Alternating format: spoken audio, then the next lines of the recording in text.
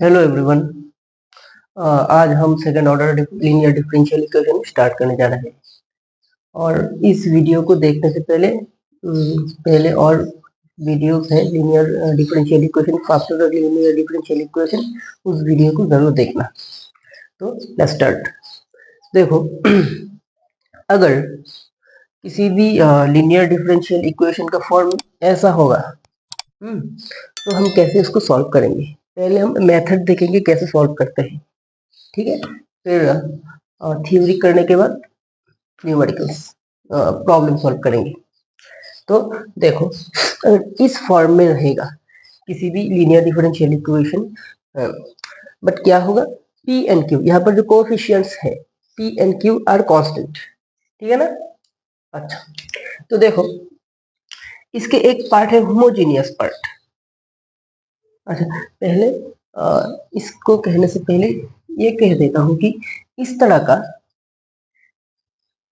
इस फॉर्म का अगर लीनियर डिफरेंशियल इक्वेशन रहेगा तो उसका जो सॉल्यूशन होगा,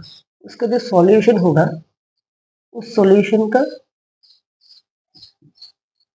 दो पार्ट होगा। एक होगा सॉल्यूशन होगा C F plus P I. अच्छा, सी एफ और पी आई क्या है, सी एफ क्या है, सी एफ है complementary function, complementary function, complementary function, complementary function. और पी आई क्या है, पर्टिकुलर इंटीग्रल।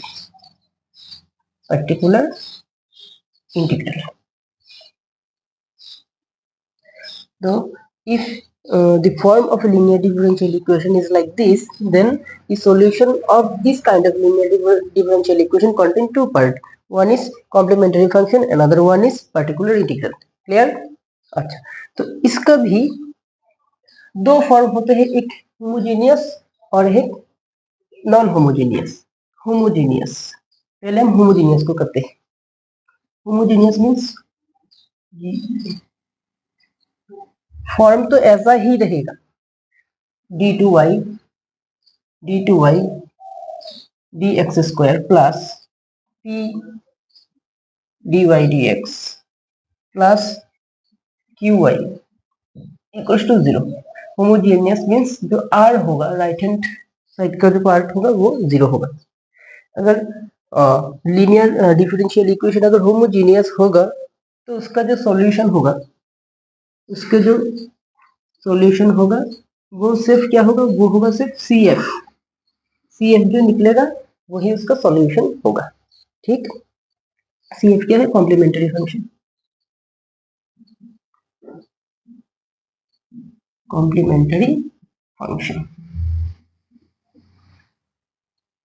समझ में आया। अच्छा, अब हम सीखेंगे कि कैसे हम एक इस कॉम्प्लीमेंट्री फंक्शन को इवेलुएट करते हैं। और देयर आर सर्टेन मेथड्स, अब हम देखने वाले हैं ये।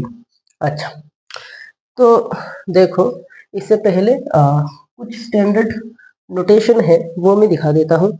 जैसे कि d2y dx स्क्वायर, इसको हम कैसे लिखेंगे, D square Y D Y D X, इसको क्या लिखेंगे, डी वाई डी स्क्वायर, इसको लिखेंगे डी वाई। और ऐसे ही अगर डी क्यू वाई होगा तो क्या लिखेंगे, डी थ्री वाई। अच्छा, और अगर ऐसा होगा 1/d, इसकी क्या है, इंटीग्रेशन ऐसा कुछ आया तो याद रखना है, जब न्यूमेरिकल सॉल्व करेंगे, जब प्रॉब्लम सॉल्व करेंगे तब ये जरूर काम में आएगा। तो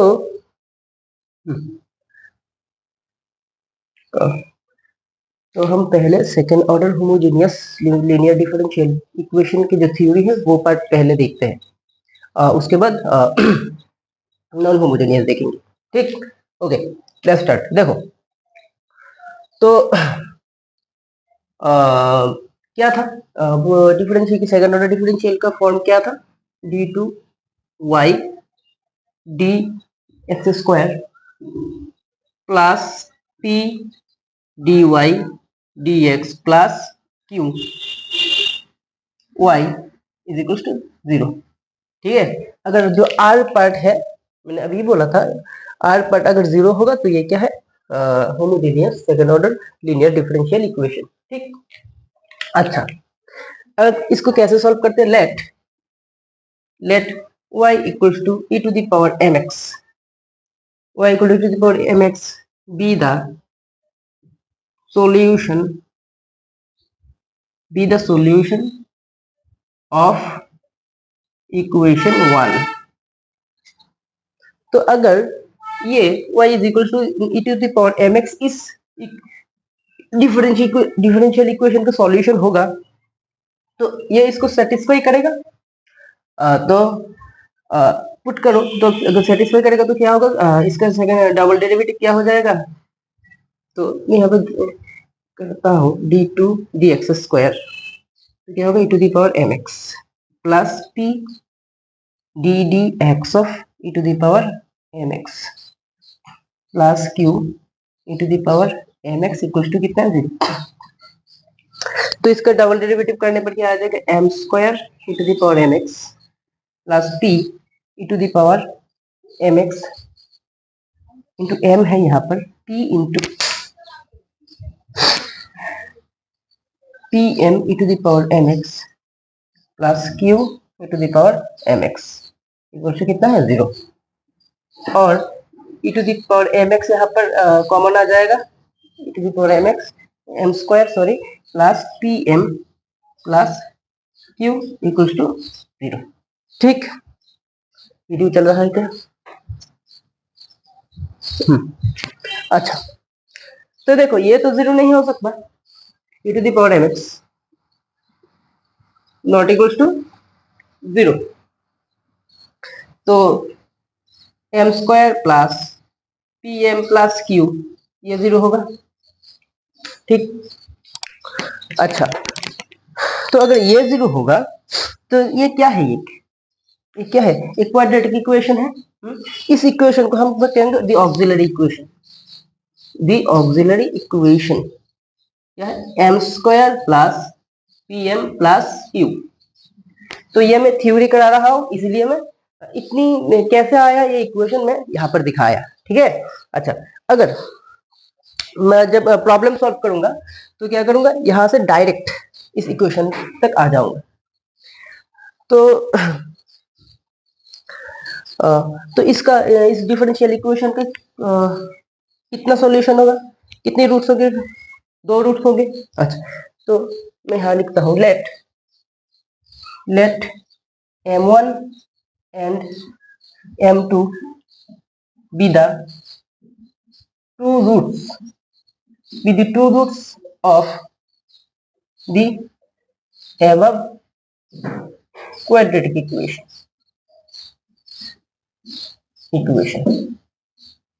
ओके, अच्छा,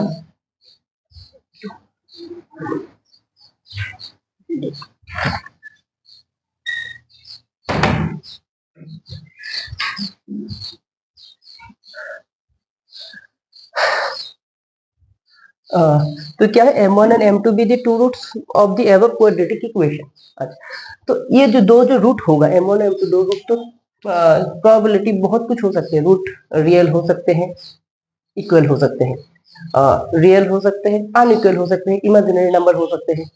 ठीक है, तो अगर ऐसा होता तो इसको ही हम केस 1 केस 2 केस 3 करके लिखेंगे। केस 1 लेते हैं, केस 1 क्या हो सकता है, जो m1 है इसका जो रूट्स m1 और m2 का क्या हो सकते हैं, m1 if m1 and m2 are real and distinct। ठीक है, अगर क्या है m1 and m2 are real and distinct, इसका मतलब क्या है, m1 और m2 क्या होगा, सेम नहीं होगा, और क्या होगा, रियल, क्या होगा, रियल।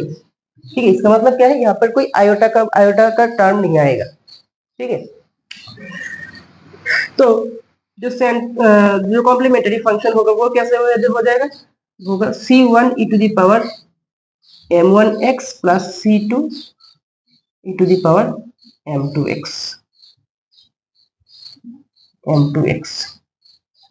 यह है केस 1। अच्छा, फिर आते हैं केस 2। ठीक, केस 2 क्या हो सकते हैं, देखो case 2, if m1 and m2 are real and equal।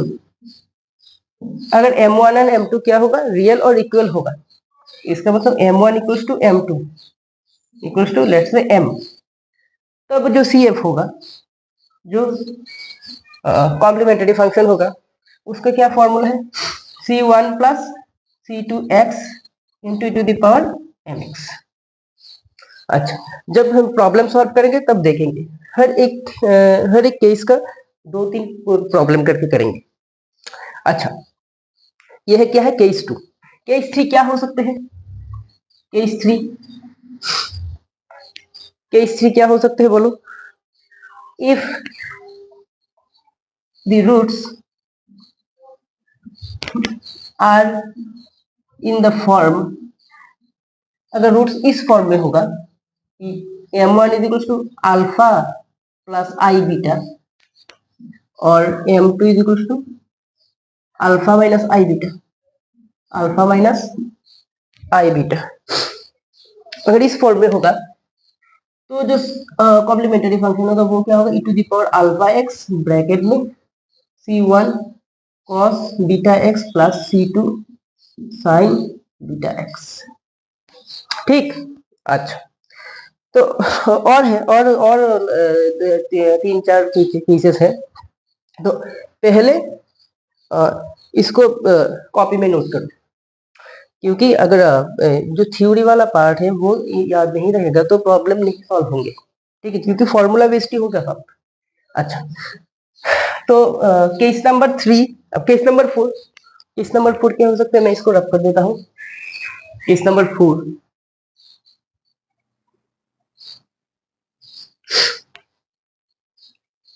Case number 4, case number 4 क्या हो सकते हैं बोलो, if roots are in the form of, क्या हो सकते हैं, m is equal to alpha plus minus beta, और that is m is equal to m plus alpha, m is equal to alpha minus beta, sorry m1 is equal to alpha plus beta, m2 is equal to alpha minus beta. Basically क्या हो गया, देखो basically ये जो beta वाला part है वो इररोटेशनल number आएगा, रूट में आएगा। ठीक है, तो तब क्या होगा तब भी जो कॉम्प्लीमेंट्री फंक्शन होगा, कॉम्प्लीमेंट्री फंक्शन होगा क्या होगा, e to the power alpha x c1 cos hyperbolic beta x plus c2 sin hyperbolic beta x. ठीक है, ये है केस 4।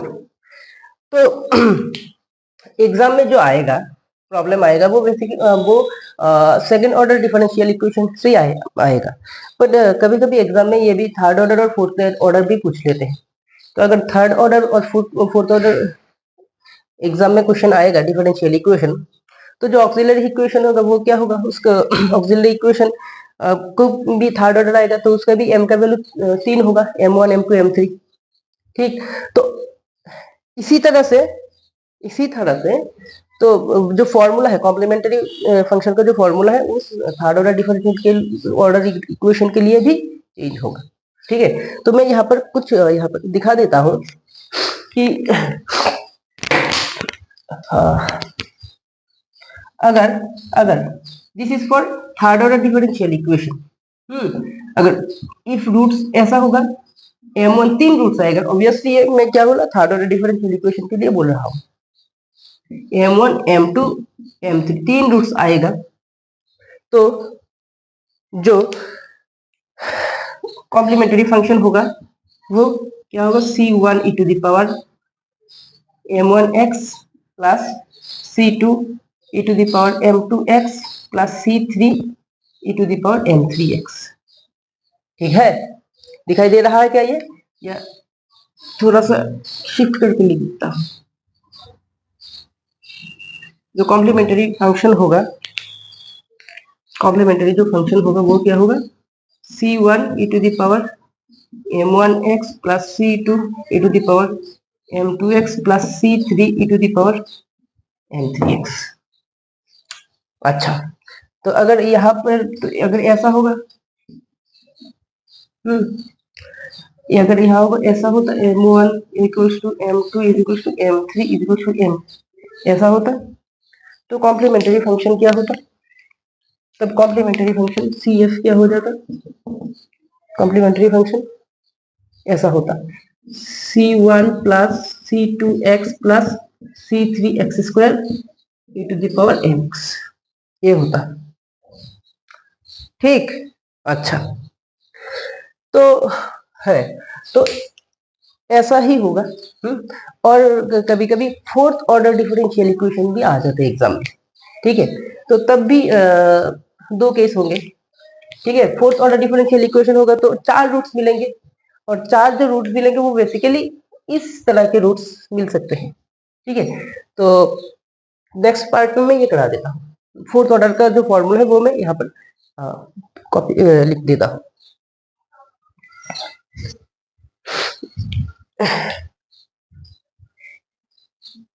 तो देखो केस 5 करते हैं। तो केस 5 क्या है? केस 5, ये जो केस 5 है, मैंने अभी बोला कि ये सेकंड ऑर्डर डिफरेंशियल इक्वेशन नहीं है। ठीक है, अगर फोर्थ ऑर्डर डिफरेंशियल आ जाते हैं, और कभी ऐसा जो फोर्थ ऑर्डर डिफरेंशियल आएगा तो क्या होगा? ऑक्सिलरी इक्वेशन का जो m का पावर क्या होगा? 4। इसका मतलब कितने वैल्यू मिलेगा? 4 वैल्यू मिलेंगे। ठीक, तो अगर 4 वैल्यू मिलेंगे और वो m1 और m2 m3 m4 इसकी वैल्यू कुछ इस तरह से आते हैं, if if the roots of auxiliary equation is in form, ऐसे होते हैं m1 equals to m2 equals to alpha plus minus i beta, और m3 equals to m4 is equals to sorry alpha plus i beta, तो यह alpha plus alpha minus i beta. अगर ऐसे होते, देखो यहाँ पर कितने रूट आए? 4 रूट। तो इसका मतलब कितने ऑर्डर के डिफरेंशियल इक्वेशन के बारे में मैं बात कर रहा हूँ यहाँ पर? Fourth order. क्लियर? अच्छा, तो क्या होगा कॉम्प्लीमेंट्री फंक्शन? कॉम्प्लीमेंट्री फंक्शन ऐसा हो जाएगा कि e to the power alpha x, तो C1 plus C2x cos beta x plus C3 plus C4 x into sine beta x। ठीक, अच्छा, तो इसको केस 5 दे देता हूं। ठीक है, मैं फिर से ये बात रिपीट कर रहा हूँ, ये केस जो 5 है वो सेकंड ऑर्डर डिफरेंशियल इक्वेशन के बारे में नहीं है, क्योंकि सेकंड ऑर्डर डिफरेंशियल इक्वेशन में सिर्फ दो ही रूट आते हैं, m1 और m2। थर्ड ऑर्डर में ये क्या है? थर्ड ऑर्डर डिफरेंशियल इक्वेशन के बारे में ये दो। ठीक है, और ये जो मैं बोल रहा हूँ कि ये फोर्थ ऑर्डर डिफरेंशियल इक्वेशन के बारे में है। ठीक है, तो क्योंकि कभी कभी मैंने देखा है एग्जाम की क्वेश्चन में कि थर्ड ऑर्डर और फोर्थ ऑर्डर से कुछ पर्टिकुलर क्वेश्चन से वो दे देते हैं, तो अगर ये नहीं याद होगा तो सॉल्व नहीं होगा वो डिफरेंशियल इक्वेशन। अच्छा, केस 6,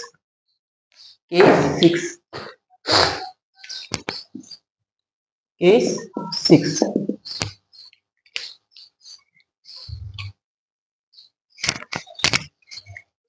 if the roots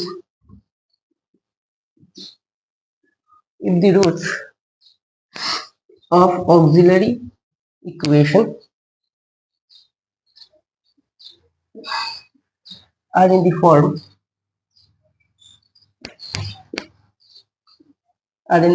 क्या? m1 equals to m2 equal to alpha plus beta, m3 equals to m4 equals to alpha minus beta। अगर ऐसे होगा तो जो सी एफ होगा e to the power alpha x bracket में c1 plus c2x cos hyperbolic beta x plus c3 plus c4x sine hyperbolic beta x. ठीक, अच्छा, तो इससे ज्यादा तो नहीं आएगा एग्जाम में। ठीक है, ये भी फोर्थ ऑर्डर डिफरेंशियल इक्वेशन की एक स्पेशल केस है और ये थर्ड ऑर्डर डिफरेंशियल के कुछ दो स्पेशल केस है और बाकी 90% सेकंड ऑर्डर डिफरेंशियल इक्वेशन से आते हैं एग्जाम में। तो इतना ही थ्योरी है होमोजीनियस पार्ट का। अब हम करेंगे नॉन होमोजीनियस पार्ट। ये जो थ्योरी है वो, और थ्योरी पोर्शन खत्म होने के बाद प्रॉब्लम सॉल्व कराऊंगा, तो इसको नोट करो कॉपी में।